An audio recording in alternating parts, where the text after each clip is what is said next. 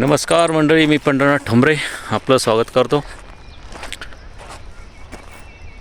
तुम्ही वावराच्या संदर्भात, शेतीच्या संदर्भात महाराष्ट्रामध्ये मोठ्या प्रमाणावर बांधावरून शेती सातबाऱ्यावर आहे, तेवढी भरत नाही, असे अनेक उदाहरणे महाराष्ट्रामध्ये आहे. आणि त्यामुळे महाराष्ट्रभर नेहमीच आपल्याला बांधावरून वाद होताना दिसतात, भांडणे होतात. आणि अनेक सातबाऱ्यावर जमीन सातबाऱ्याप्रमाणे भरत नसल्यामुळे गावाकडची जी मंडळी असतात ती सातबाऱ्याप्रमाणे मोजून घेतात. मात्र तुम्ही नोकरीनिमित्त, व्यवसायानिमित्त जर बाहेर असाल तर तुमचे शेजारी तुमचा बांध करून आपली जमीन वाढवतात. असे प्रकार नेहमीच आपण पाहतो आणि त्यातून वाद होतात. शहरात राहणारी मंडळी वाद नको म्हणून हे प्रकरण सोडून देतात. मात्र हे गावाकडचे जे बांध कोरणारे आहेत, बांध जमीन चोरी करणारे आहेत, त्यांना कोणाचीच भीती नसते. ते नेहमी आपली जमीन बांध कोरण्याचा आणि जमीन चोरण्याचा जो प्रवृत्ती आहे ती त्यांची कायम आहे. सरकारने आता 200 रुपयामध्ये जमीन मोजून देण्याचा जो कार्यक्रम हाती घेतलेला आहे त्या निर्णयाचं आपण स्वागतच करू. मात्र प्रत्येक शेतकऱ्याला ही त्याची जमीन सातबाऱ्याप्रमाणे मोजून दिली पाहिजे. अनेक गावात राहणारे जे मोठमोठी मंडळी आहेत, यामध्ये बरेच सावकार असतात. ते सर्वसामान्यांच्या जमिनी हडपतात, मोठे जमीनदार असतात. आणि त्यामध्ये जो सर्वसामान्य जो व्यक्ती असतो तो आपल्या दररोजच्या अडचणी पाहून ह्या कटकटीकडे दुर्लक्ष करतो आणि गावाकडे दुर्लक्ष करतो, कारण त्याला भांडणे नको असतात. मात्र ही जी मोठमोठी मंडळी आहेत त्यांच्याच दावणीला बांधलेली असतात गावातील ही मंडळी. त्यामध्ये सर्वच प्रकारचे जे गावातील पदाधिकारी असो, पोलीस यंत्रणा असो, आणि मग ही दंडेलशाही करून हे लोक जमीन ढापतात. असाच प्रकार माझ्याही बाबतीत घडलेला आहे. माझ्या सातबाऱ्यावर 56 गुंठे जमीन असताना ती आता जवळपास 44-45 गुंठेच भरते. आणि हे लोक, शेजारचे लोक, अशी जमीन चोरण्याचा प्रकार करतात. आणि शासनाने या संदर्भात निर्णय घेऊन प्रत्येकाला सातबाऱ्यानुसार जमीन ही मोजून दिली पाहिजे. तुम्ही तुमच्या जमिनीसंदर्भात काही अडचणी आहेत का, की सातबाऱ्यावर तुमची जमीन आहे आणि ती भरत नाही, कमी भरते, किंवा या संदर्भात काय तोडगा काढता येईल. सातबाऱ्यावर जमीन 56 गुंठे असताना ती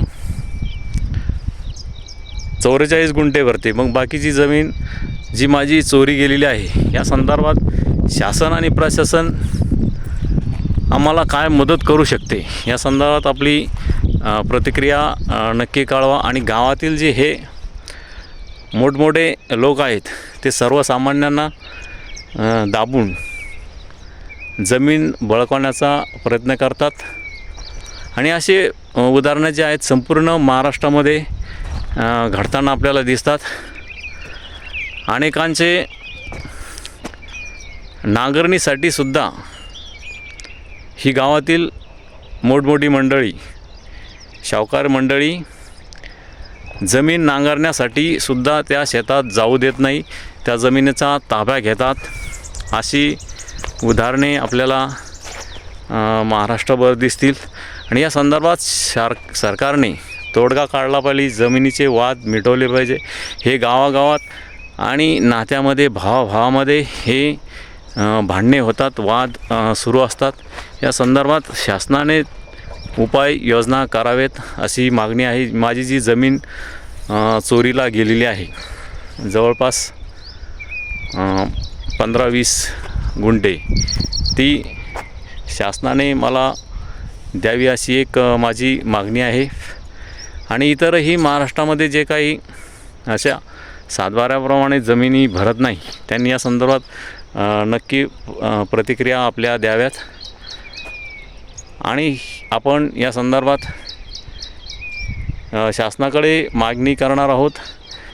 आणि शासनानेही हे प्रकरण गांभीर्याने घेऊन एखादी विकासाची संदर्भातली योजना एखाद्या 5 वर्ष नाही राबवली तरी चालेल, परंतु शासनाने शेतकऱ्यांना जी सातबाऱ्यावर जमीन आहे ती मोजून द्यावी अशी आमची मागणी आहे. ज्यांच्या जमिनी चोरीला गेलेल्या आहेत, सातबाऱ्याप्रमाणे भरत नाही, त्या कोणी ढापलेल्या आहेत का, या संदर्भात अनेकांच्या तक्रारी आहेत. गावागावात तक्रारी आहेत, भावाभावामध्ये यामुळे भांडणे होतात. आणि शासनाने हे गांभीर्याने घेतलं पाहिजे आणि यावर तोडगा काढला पाहिजे. पोलीस प्रशासनानेही या संदर्भात योग्य ती कारवाई केली पाहिजे. गावातील तंटामुक्ती समिती असो, ग्रामपंचायत असो, या संदर्भात यांनी गावामध्येच हा निर्णय घेणं अपेक्षित आहे. त्यासाठी माजी गृहमंत्री आर पाटील यांनी निर्णयही घेतला, मात्र त्याची गावागावात अंमलबजावणी होत नसताना आपल्याला दिसते आणि ती झाली पाहिजे. त्यामुळे गावागावातील जे तंटे आहेत ते मोडतील, संपतील. तुम्हीही तुमची प्रतिक्रिया नक्की कळवा. धन्यवाद. आणि आपली प्रतिक्रिया नक्की कळवा. आपल्या जमिनीच्या संदर्भात अडचणी नक्की सांगा. आणि माझ्याही जी जमीन माझी सातबाऱ्याप्रमाणे भरत नाही त्या संदर्भात आपली काय उपाययोजना या संदर्भात करता येतील हेही कळवा. कारण एखाद्या गटामध्ये 5 ते 10-15 गुंठे जर जमीन कमी भरत असेल तर ती प्रत्येकाच्या हिश्श्याला गेली पाहिजे. ती एकाच्याच हिश्श्याला न जाता बाकीचा जो गटातील व्यक्ती आहे तो दादागिरी करून जर जमीन हडपत असेल, ढापत असेल तर त्या संदर्भात शासनाने, प्रशासनाने कारवाई केली पाहिजे असं माझं वैयक्तिक मत आहे.